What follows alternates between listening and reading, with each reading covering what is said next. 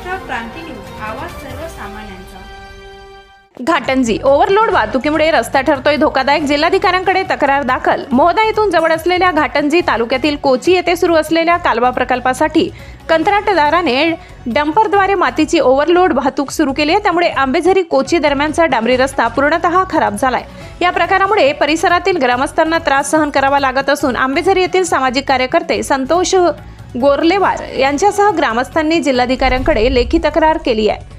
गावालगत बांधकाम सुरू असलेल्या तलावातून कालवा प्रकल्पासाठी मोठ्या प्रमाणावर माती नेली जात आहे। आधीच अरुंद व चढाव उतारांनी भरलेला रस्ता आता मोठ्या डंपरच्या सततच्या वाहतुकीमुळे पूर्णपणे दबून गेलाय। त्यामुळे स्कूल बस, दुचाकी तसेच लहान वाहन चालकांना जीव मुठीत धरून प्रवास करावा लागत आहे। विशेषतः गरोदर महिला व रुग्णांना उपचारासाठी शिवणी येथील प्राथमिक आरोग्य केंद्रात नेताना हा खराब रस्ता अडथळा ठरत आहे। त्यामुळे वेळेत उपचार मिळण्यात अडचणी निर्माण होत आहेत। कंत्राटदार जनतेच्या मूलभूत गरजांचा विचार न करता काम करीत असल्याने ग्रामस्थांमध्ये तीव्र नाराजी आहे। याबाबत जिल्हाधिकाऱ्यांना दिलेल्या निवेदनात गोरलेवार यांनी डंपरची वाहतूक नियंत्रित करावी, कंत्राटदाराच्या कामावर कठोर नजर ठेवावी आणि खराब झालेला डांबरी रस्ता तातडीने पूर्ववत करून घ्यावा अशी मागणी केली आहे। या संपूर्ण प्रकरणाकडे संबंधित विभागाने गांभीर्याने लक्ष द्यावे, अन्यथा जनतेच्या रोषाला सामोरे जावे लागेल असा इशारा ग्रामस्थांनी दिलाय।